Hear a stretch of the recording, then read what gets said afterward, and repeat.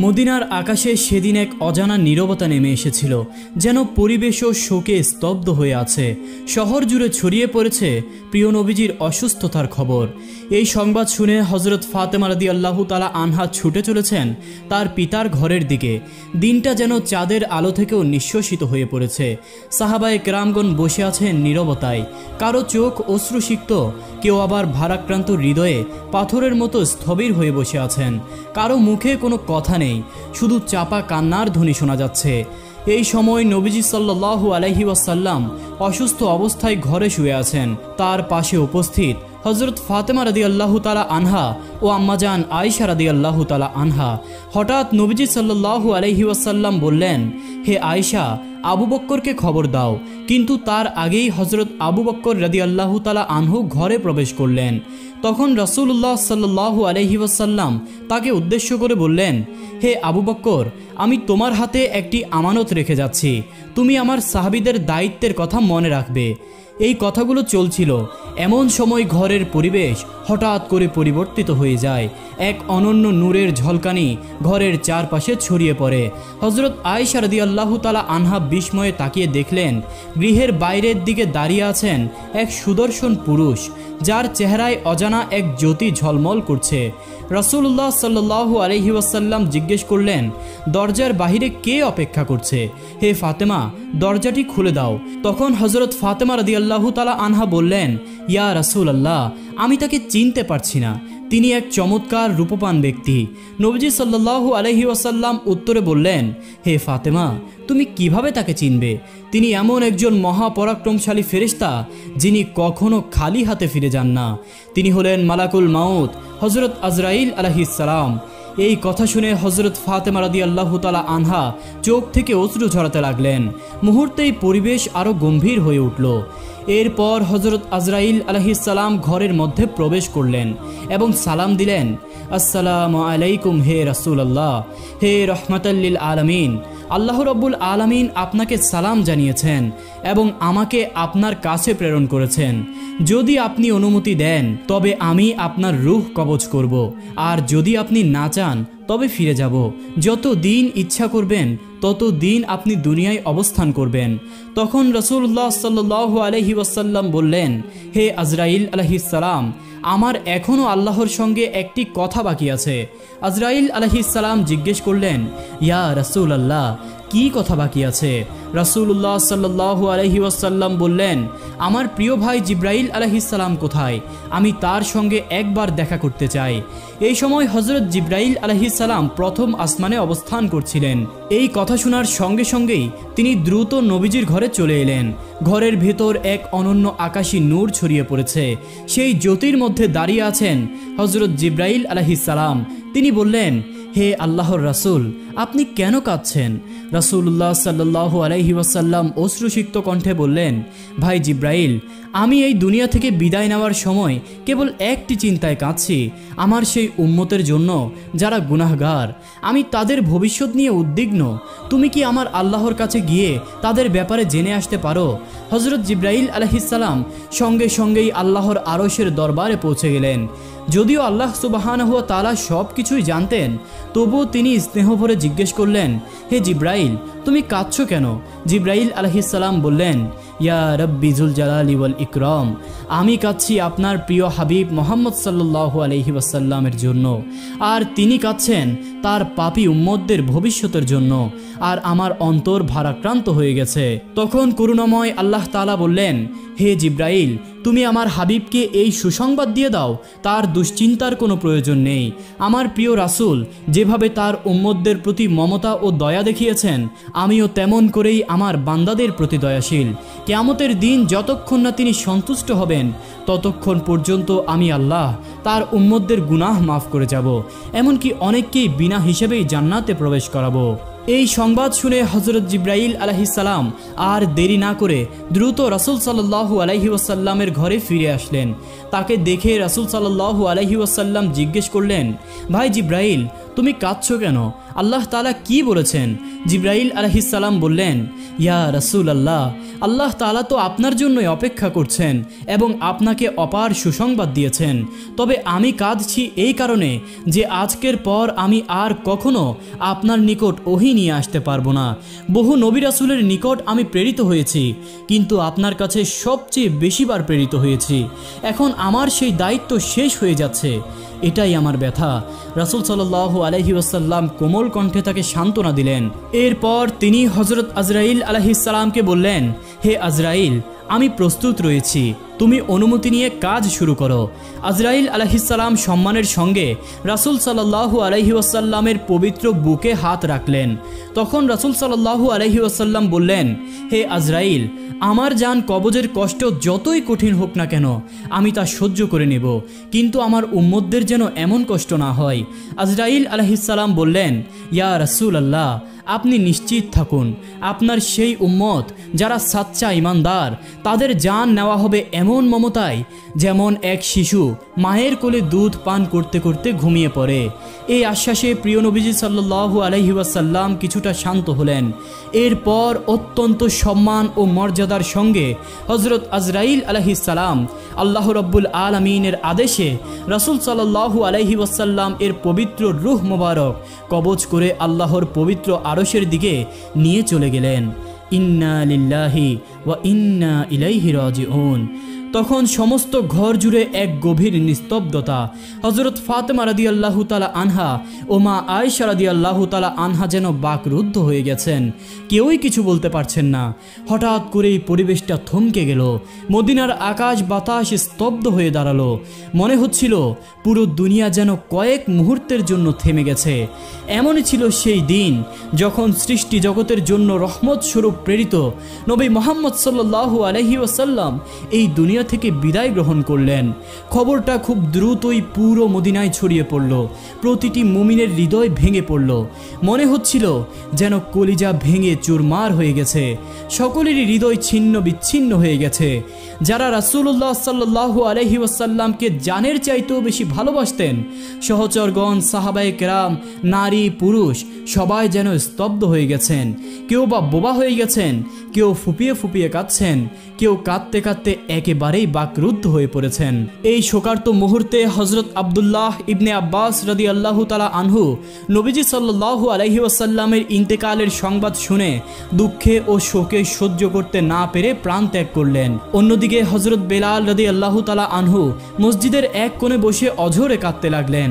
বারবার বলতে লাগলেন, আমি কিভাবে আজান দিব, কিভাবে উচ্চারণ করব সেই নাম যিনি আজ আমাদের মাঝে নেই। তার কণ্ঠ যেন জমে গেল, কেউ তার কান্না থামাতে পারল না। তিনি কেবল অসহায়ভাবে এদিক ওদিক ছুটে বেড়াচ্ছিলেন আর জিজ্ঞেস করছিলেন, তোমরা কেউ কি আমার দয়ার নবীকে দেখেছ? কিন্তু কেউই কিছু বলছিল না, কারণ সকলের অবস্থাই একই ছিল, ভাঙা হৃদয় আর ব্যথায় কাতর অন্তর। এদিকে খবর পৌঁছালো হযরত ওমর ইবনুল খাত্তাব রাদিয়াল্লাহু তাআলা আনহু এর কাছে। তিনি এই সংবাদ শুনে তলোয়ার উঁচিয়ে বললেন, না, আমার রাসূল ইন্তেকাল করেননি। কেউ যদি বলে তিনি দুনিয়া ছেড়ে চলে গেছেন, তাহলে আমি তাকে এই তলোয়ার দিয়ে দ্বিখণ্ডিত করে ফেলব। তিনি আমাদের মাঝেই আছেন, তিনি আমাদের ছেড়ে যাননি। তখন হযরত আবু বকর সিদ্দিক রাদিয়াল্লাহু তাআলা আনহু বললেন, হে মানুষ, জেনে রাখো একমাত্র আল্লাহ তাআলাই চিরঞ্জীব। সমস্ত নবী ও রাসূলকেই একদিন মৃত্যুর স্বাদ গ্রহণ করতে হয়েছে। আজ আমাদের প্রিয় রাসূলও সেই স্বাদ গ্রহণ করেছেন, কিন্তু তিনি মারা যাননি। তিনি বেঁচে আছেন তার দাওয়াতে, তার চরিত্রে এবং আমাদের অন্তরের গভীরে। এরপর সাহাবায়ে কেরাম আবারও সবাই ফুপিয়ে ফুপিয়ে কাঁদতে লাগলেন। মদিনার বাতাস কান্নার সুরে ভারী হয়ে উঠল। শহরের অলিতে গলিতে প্রতিধ্বনিত হচ্ছিল শোকে ভারাক্রান্ত মানুষের হাহাকার। নারীরা ঘরের পর্দা ভেদ করে বেরিয়ে এলেন, চোখে অশ্রু আর অন্তরে শূন্যতা। শিশুরা ভয়ে মায়ের আঁচল আঁকড়ে ধরছিল। পুরুষেরা একে অপরের দিকে তাকিয়েছিলেন স্তব্ধ চোখে। কারো মুখে কোনো শব্দ নেই, যেন পুরো শহর নির্বাক হয়ে পড়েছে। এমন শোক, এমন শূন্যতা যা কোনো শব্দে বোঝানো যায় না। সেদিন কেবল মানুষই কাঁদেনি, কেঁদেছে আসমান, কেঁদেছে জমিন এবং কেঁদেছে প্রতিটি প্রাণ। এই পরিবেশে ধীরে ধীরে এগিয়ে গেলেন হযরত আবু বকর সিদ্দিক রাদিয়াল্লাহু তাআলা আনহু। তিনি নবীজির ঘরে প্রবেশ করলেন, যেখানে বাতাসেও ছিল এক অপার্থিব প্রশান্তি। জান্নাতের সুবাস যেন ছড়িয়ে পড়ছিল চারিদিকে। ঘরের কোণে দাঁড়ানো প্রিয়জনদের চোখে অশ্রু, হৃদয়ে অগাধ শোক। তখন হযরত আবু বকর সিদ্দিক রাদিয়াল্লাহু তাআলা আনহু গভীর বেদনা ভরা কণ্ঠে বললেন, আজ এই পৃথিবীর সবচেয়ে দয়ার সেই মানুষটিকে হারালো, আমরা কিভাবে তার স্মৃতি ছাড়া বেঁচে থাকব। তিনি কাছে গিয়ে রাসূল সাল্লাল্লাহু আলাইহি ওয়াসাল্লাম এর মোবারক মুখ উন্মুক্ত করলেন। সে মুখে ছিল প্রশান্তি, ছিল নূর। আবেগে বিগলিত হয়ে তিনি সেই পবিত্র মুখে চুম্বন করলেন। তারপর কাঁপা কাঁপা গলায় বললেন, আমার জান মাল, আমার মা বাবা আপনার জন্য কোরবানি হোক। আপনার জীবন যেমন পবিত্র, মৃত্যুও তেমন মর্যাদাপূর্ণ। আল্লাহর কসম, আপনাকে আর কোনো মৃত্যুই ছুঁতে পারবে না। আপনিই ছিলেন, আছেন এবং থাকবেন আমাদের অন্তরে চিরজাগরুক। ঘর থেকে বেরিয়ে এসে তিনি দেখলেন হযরত ওমর রাদিয়াল্লাহু তাআলা আনহু এখনও হতবিহ্বল, যেন বিশ্বাসই করতে পারছিলেন না। উত্তেজনায় তলোয়ার উঁচিয়ে বলছেন, রাসূল সাল্লাল্লাহু আলাইহি ওয়াসাল্লাম মারা যাননি। তখন হযরত আবু বকর রাদিয়াল্লাহু তাআলা আনহু তাকে শান্তভাবে থামালেন। কোমল অথচ দৃঢ় কণ্ঠে বললেন, হে ওমর, তুমি ধৈর্য ধরো, নিজেকে সংযত করো, স্মরণ রেখো প্রত্যেক প্রাণীকে মৃত্যুর স্বাদ গ্রহণ করতে হবে। এদিকে হযরত ফাতেমা রাদিয়াল্লাহু তাআলা আনহা ক্রন্দনরত কণ্ঠে বলছিলেন, আমার প্রিয় আব্বাজান আল্লাহর ডাকে সাড়া দিয়ে জান্নাতুল ফেরদাউসে চলে গেছেন, কিন্তু আমার এই অন্তরের জ্বালা, এই শূন্যতার খবর কে রাখবে। এদিকে হযরত আলী রাদিয়াল্লাহু তাআলা আনহু যেন শোকে ভারাক্রান্ত হয়ে পাথরের মতো নিস্তব্ধ হয়ে গেলেন। কথা বলার শক্তিও হারিয়ে ফেলেছিলেন। প্রিয় নবীর বিদায় বেলায় সাহাবীগণ, পরিবারের সদস্যরা, মুজাহিদরা সবার চোখে এক অভিন্ন বেদনার স্রোত। পুরো মদিনা যেন বাকরুদ্ধ, নিস্তব্ধ এবং নিঃশব্দ হয়ে গেছে। এমন শোকাকুল অবস্থায়ও হযরত আবু বকর সিদ্দিক রাদিয়াল্লাহু তাআলা আনহু নিজেকে সংযত রাখলেন। তিনি ধৈর্যের সাথে সবাইকে সান্ত্বনা দিতে লাগলেন এবং মুসলিম উম্মাহকে এই কঠিন মুহূর্তে বিভক্ত না হবার উপদেশ দিতে লাগলেন। প্রিয় নবীর পবিত্র দেহ মোবারক তখনও ঘরের ভিতর শুয়েছিলেন। এমন সময় একটি জরুরি প্রশ্ন সামনে এলো, কে হবেন মুসলিম জাতির পরবর্তী খলিফা? রাসূলুল্লাহ সাল্লাল্লাহু আলাইহি ওয়াসাল্লাম এই বিষয়ে কোনো দিক নির্দেশনা দিয়ে যাননি, যাতে পরবর্তীতে কোনো মতভেদ দেখা না দেয়। এই অবস্থায় অভিজ্ঞ ও প্রজ্ঞ সাহাবীগণ একত্রিত হয়ে খিলাফতের বিষয়ে আলোচনা শুরু করলেন। কিন্তু আলোচনার শুরুতেই ভিন্ন ভিন্ন মত দেখা দিল। আনসার ও মুজাহির সাহাবীরা নিজ নিজ দৃষ্টিকোণ থেকে খিলাফতের দাবিতে যুক্তি তুলে ধরছিলেন। বিতর্ক যেন উত্তপ্ত হতে যাচ্ছিল। ঠিক তখনই হযরত ওমর ফারুক রাদিয়াল্লাহু তাআলা আনহু সামনে এসে দৃঢ় কণ্ঠে ঘোষণা করলেন, মুসলিম উম্মাহার নেতৃত্বের যোগ্য হলেন হযরত আবু বকর সিদ্দিক রাদিয়াল্লাহু তাআলা আনহু। তিনিই আমাদের প্রকৃত নেতা। রাসূল সাল্লাল্লাহু আলাইহি ওয়াসাল্লামের পর আজ আমি তার হাতেই বায়াত গ্রহণ করছি। এই ঘোষণা দিয়ে তিনি আবু বকর রাদিয়াল্লাহু তাআলা আনহু এর হাতে নিজের হাত রাখলেন এবং বায়াত গ্রহণ করলেন। এরপর একে একে অন্য সাহাবীরাও তার পদাঙ্ক অনুসরণ করে আবু বকর রাদিয়াল্লাহু তাআলা আনহু এর হাতে হাত রেখে বায়াত গ্রহণ করলেন। অবশেষে মুসলিম উম্মাহ এই ঐক্যমতে পৌঁছালো, প্রিয়নবীর পরে আবু বকরই হবেন প্রথম খলিফা। এরপর শুরু হলো প্রিয়নবীর দাফন ও কাফনের প্রস্তুতি। রাসূলুল্লাহ সাল্লাল্লাহু আলাইহি ওয়াসাল্লামের ঘরেই তার গোসলের ব্যবস্থা করা হলো। কিছু সাহাবী এই পবিত্র দায়িত্ব পালনের জন্য এগিয়ে এলেন। তখন তারা বলছিলেন, আল্লাহর কসম, নবীজির দেহ মোবারক থেকে এমন সুবাস ছড়াচ্ছিল যা দুনিয়ার কোনো সুগন্ধির সঙ্গে তুলনীয় নয়। তখন আমাদের মনে হচ্ছিল যেন জান্নাতের ঘ্রাণে ঘর ভরে গেছে। এই সময় এক সাহাবী অনুরোধ করে বললেন, আমি কি এই পবিত্র কাজের অংশ হতে পারি? হযরত উসামা ইবনে জায়েদ রাদিয়াল্লাহু তাআলা আনহু পানি এনে দিতেই তিনি গভীর বেদনায় বলে উঠলেন, হে আল্লাহর রাসূল, আপনার এই বিদায় আমাদের জন্য এমন কিছু থেকে বঞ্চিত করলো যা আর কখনো ফিরে পাওয়া যাবে না। আজ ওহির দ্বার চিরতরে বন্ধ হয়ে গেল। আজকের দিনটা গোটা মানবজাতির জন্য সবচেয়ে গভীর শোকের দিন। হযরত আলী রাদিয়াল্লাহু তাআলা আনহু ও হযরত আব্বাস রাদিয়াল্লাহু তাআলা আনহু রাসূলুল্লাহ সাল্লাল্লাহু আলাইহি ওয়াসাল্লাম এর পবিত্র দেহ মোবারককে গোসল করানোর কাজ শুরু করতে লাগলেন। এই এক হৃদয় বিদারক মুহূর্ত। হযরত আলী রাদিয়াল্লাহু তাআলা আনহু চোখের পানি ধরে রাখতে পারলেন না। তার চোখ দিয়ে অবিরাম অশ্রু ঝরছিল। তার হৃদয়ে শোকের ঢেউ বইছিল। হয়েছিল। তিনি বলছিলেন, আমি কিভাবে গোসল করাবো সেই মানুষকে যিনি ছিলেন সৃষ্টির শ্রেষ্ঠতম, সবচেয়ে পবিত্র। ইয়া রাসূলুল্লাহ, আপনার দেহ মোবারকের মতো সুগন্ধ আমি আর কখনো অনুভব করিনি। সাহাবীগণ অত্যন্ত সম্মান ও ভালোবাসার সঙ্গে গোসলের কার্য সম্পাদন করলেন। গোসল শেষে নবীজির জন্য 3টি কাপড়ে কাফনের ব্যবস্থা করা হলো। কিন্তু এর পরেই সাহাবীদের মধ্যে দাফনের স্থান নিয়ে মতভেদ দেখা দিল। কেউ প্রস্তাব করলেন উহুদের শহীদের পাশে দাফন করা হোক, আবার কেউ জান্নাতুল বাকিতে দাফনের জন্য মতামত দিলেন। এমন বিভ্রান্তির মধ্যে হযরত আবু বকর সিদ্দিক রাদিয়াল্লাহু তাআলা আনহু একটি গুরুত্বপূর্ণ হাদিস স্মরণ করিয়ে দিলেন। নবীজি সাল্লাল্লাহু আলাইহি ওয়াসাল্লাম বলেছেন, নবীকে সেখানেই দাফন করা উচিত যেখানে তিনি ইন্তেকাল করেছেন। আর তিনি আরও বলে গেছেন যেন তাকে এমন স্থানে দাফন করা হয় যেখানে মসজিদ বানানো না হয়। এই নির্দেশনার ভিত্তিতে নবীজির দাফনের স্থান নির্ধারিত করা হয় হযরত আয়েশা রাদিয়াল্লাহু তাআলা আনহার ঘরেই, যেখানে তিনি ইন্তেকাল করেছেন। এরপর সামনে আসে আরেকটি প্রশ্ন, নবীজির জানাজা কে পড়াবেন? যার পেছনে সাহাবারা সব সময় নামাজ পড়েছেন তার জানাজায় কে ইমামতি করবেন? পরামর্শক্রমে ঠিক হলো কেউ নির্দিষ্টভাবে ইমাম হবেন না, বরং সাহাবারা পর্যায়ক্রমে দলে দলে জানাজা আদায় করবেন। প্রথমে নবীজির পরিবার জানাজায় অংশ নিলেন, এরপর মুজাহিরগণ, তারপর আনসারগণ এবং মদিনার সাধারণ মানুষগণ।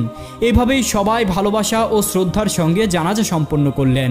জানাজা শেষ হওয়ার অনেকক্ষণ পর রহমাতাল্লিল আলামিন, সৈয়দুল মুরসালিন, খাতামুন নবীন মুহাম্মদ সাল্লাল্লাহু আলাইহি ওয়াসাল্লামের পবিত্র দেহ মোবারককে দাফন করা হয় এবং চিরদিনের জন্য মানুষের দৃষ্টির আড়ালে চলে যান তিনি। এরপর হযরত ফাতেমা রাদিয়াল্লাহু তাআলা আনহা এসে রাসূল সাল্লাল্লাহু আলাইহি ওয়াসাল্লামের বসার স্থানটিতে উপস্থিত হলেন। তিনি মাটি ছুঁয়ে কান্নায় ভেঙে পড়লেন। তিনি বললেন, আব্বাজান, আপনি তো চলে গেলেন, আমাদের এতিম করে চলে গেলেন। আজ মদিনা এত নিঃশব্দ কেন? কেন বাতাসে আপনার কোমল কণ্ঠস্বর আর শোনা যায় না? বুক ভরা কষ্ট নিয়ে তিনি আর্তনাদ করেন, ইয়া রাসূলুল্লাহ, আপনি তো বলেছিলেন আমরা জান্নাতে একত্রিত হব, কিন্তু আমি কিভাবে সেই সময় পর্যন্ত অপেক্ষা করব? এই পৃথিবী এখন আমার কাছে শুধুই শূন্যতা। এরপর তিনি রাসূল সাল্লাল্লাহু আলাইহি ওয়াসাল্লামের কবর মোবারকে গিয়ে কাঁদতে কাঁদতে বললেন, ইয়া রাসূলুল্লাহ, আপনি তো সেই মহান ব্যক্তি যার প্রতি আল্লাহর রহমত নাজিল হতো, যার কাছে জিব্রাইল আলাইহিস সালাম ওহী নিয়ে আসতেন। আজ সেই দরজাগুলো বন্ধ হয়ে গেল। আজকে মদিনা যেন নিঃসঙ্গ নীরব। এদিকে হযরত বেলাল রাদিয়াল্লাহু তাআলা আনহু ছিলেন নিঃশব্দ ও বাকরুদ্ধ।